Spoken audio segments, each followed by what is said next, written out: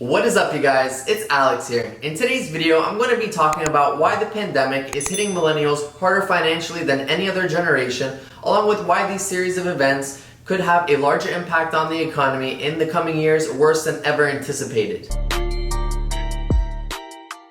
For those of you who don't know, millennials are anyone born between the years of 1981 and 1996. Anything after that is considered Generation Z. So to get back to the guts of this video, why are millennials being slammed and performing in a lot tougher conditions than the generations in the past? It's truly unfortunate, but the 12.5% unemployment rate amongst millennials is higher than that of Generation X and baby boomers, with no light at the end of the tunnel. The reason why this is such a big problem is because millennials are the second largest generation in the United States and at some point will be the leading face of America's future. Although millennials dominate about 36% of the US workforce, research indicates that they're still making about 20% less than their parents did when they were the same age. Seriously, everything's been super unproportional for that generation, and not to mention just barely being able to start recovering from the previous recession. Guys, check this out. A whopping 62% of millennials reported working paycheck to paycheck, and this is the exact reason why old traditions like buying a home, getting married, having kids,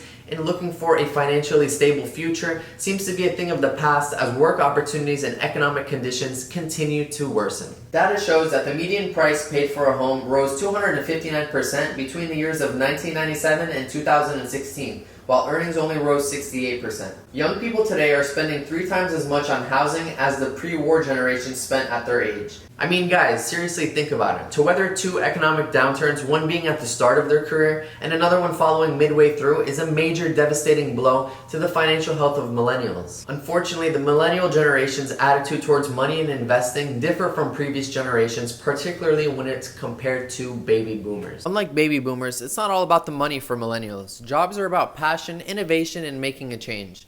That's the reason why Gen Yers find themselves hopping around different jobs. In fact, 43% of millennials expect to leave their current jobs in the next 2 years because they don't feel like their company cares about innovation and societal changes. At the beginning of 2019, millennials became the largest generation workforce in the United States, working full-time, surpassing Gen X. The story here is not that it's just a bad recession and it's hitting young people more, but it's hitting people who've already been hit and still haven't made a full recovery from it. Following millennials, the even younger generation known as the Zoomers suffered worse than all of them, and a third of their jobs have been vaporized in the last 2 months just in 2020 alone. But Generation Z is just entering the labor force, and the oldest Zoomers are in their early 20s, so their losses weren't as large in absolute terms. A research study shows that millennials' net worth is just $8,000 on average and drastically lower than that of previous generations. The net worth of Americans ages 18 to 35 has decreased by 34% since 1996. This means that an adult in the same age group over 20 years ago would have had an average net worth of $10,000. The difference shouldn't be surprising to millennials though. Net worth is usually calculated by adding a person's assets like their car, the value of their home and savings, and mixing it into their debts like student loans, mortgages, and credit card payments, and millennials are typically debt heavy and asset absent in these times around.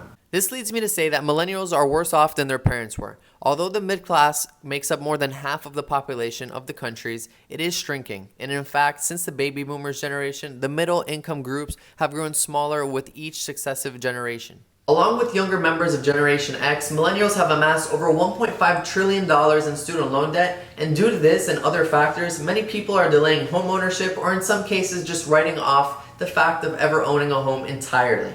Following that, millennials are also significantly behind on retirement savings thanks to a combination of high debts and a lack of employer benefits like 401k options. To most people, it might seem that the easiest way to improve net worth is to reduce spending, but for millennials, this goal is frequently seen as impossible. Despite the common lore that millennials are tossing all their disposable income on overpriced avocado toast, the generation actually spends a higher percentage of their income on fixed expenses than the previous generations did in the past. Housing costs for renters has rose nearly 3.5% and medical care costs have increased by 2.3%. But the federal minimum wage, however, has not been increased since 2009, despite a rate of inflation of about 2% every year since 2016. The report, which analyzed the 36 largest economies in the world, defines the middle class as those earning between 75 to 200% of the median national income. So in other words, everything today costs more than it did in previous decades, but millennials are still set up to make less than their pre-generations. Yet, as millennials become more vocal advocates for economic equality and run for office, more policies may soon be put into place to help younger generations succeed. Meanwhile, the cost of living continues to increase, housing costs in particular, according to a larger share of middle-class families' budgets.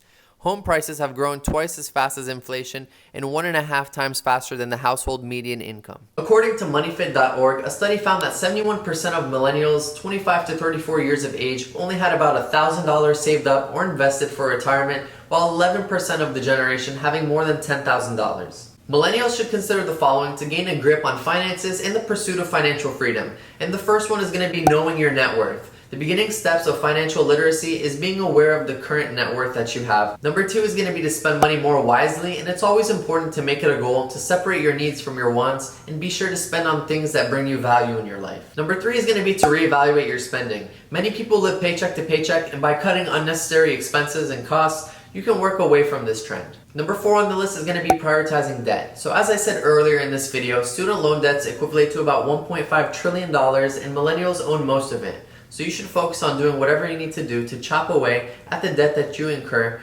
and work towards being debt-free. Number 5 is definitely going to be much easier said than done, and that is increasing your earnings and income by figuring out ways to move up in your company and ask them about raises and promotions to add to your qualifications, and before you know it, you can be recognized and paid more. Number 6 is going to be taking advantage of technology, and there's many apps out there that can help you track unnecessary spending habits or even automate a percentage of your income directly into your savings or investment accounts, and you can try looking into apps like Mint, Personal Finance, and Truebill to see what they can offer you. Lastly, for number 7, it's going to be starting to save for your retirement sooner. The earlier you start saving, it's the more beneficial for you in your financial health. Use your golden years to invest in diversifying in your portfolio while time is on your side. And of course, never forget to do your own research when making important investment decisions. Alrighty guys, so that's going to be the end of today's video. If you enjoyed, please be sure to like and subscribe. Lets me know that I'm doing a good job here, and we'll be seeing you guys in the next one. Hope you enjoyed. Peace.